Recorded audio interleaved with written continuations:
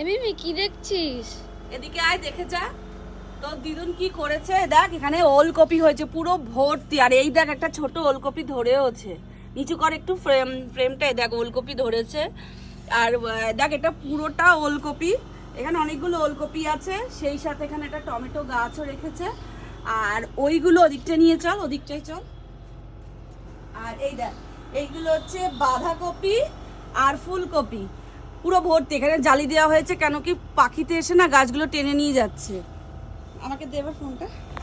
এই দেখ বাঁধাকপিটা, এই যে মানে বোঝাতে পারছি কিনা জানি না, এই যে ধরেছে সবে, মানে বাঁধাকপির যে যে পাকটা মতন যে ভেতরে যে পাতাগুলো যে পেঁচিয়ে পেঁচিয়ে থাকে, যে বাঁধাকপিটা ধরছে।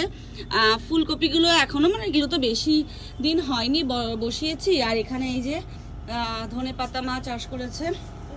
আর এই যে টমেটো গাছে, টমেটো গাছে আগে দেখানোর আগে দেখাই, এটা হচ্ছে পালং শাক, পেঁয়াজ গাছ আর টমেটো। টমেটো হয়েছে, অনেক টমেটো হয়েছে, এই যে অনেক টমেটো হয়েছে, প্রচুর টমেটো হয়েছে, 5-7টা টমেটো হয়েছে। সবেদা হয়েছে, এই যে সবেদা, রোদের জন্য আমি বুঝতেও পারছি না দেখা যাচ্ছে কিনা।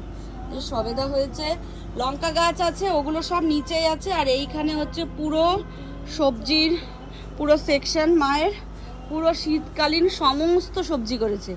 এইগুলো আমাদের বর্ষাতে একটু দেরি হয়ে গেছে, কারণ আমরা মানে অতটা তো আমাদের আইডিয়া নেই, তো বুঝতে পেরেছি পরের বার থেকে আরও আগে তৈরি করব না। তাও এখানে অনেক বাঁধাকপি ফুলকপি আছে, ওখানে ভর্তি ওলকপি, আর এর মধ্যে পিটুনিয়া। এইগুলো খাঁচায় করে রাখার কারণ শুধুমাত্র একটাই, যে পাখিতে এসে পুরো খেয়ে নিচ্ছে। আমাদের অনেক পিটুনিয়া গাছ নষ্ট করে দিয়েছে।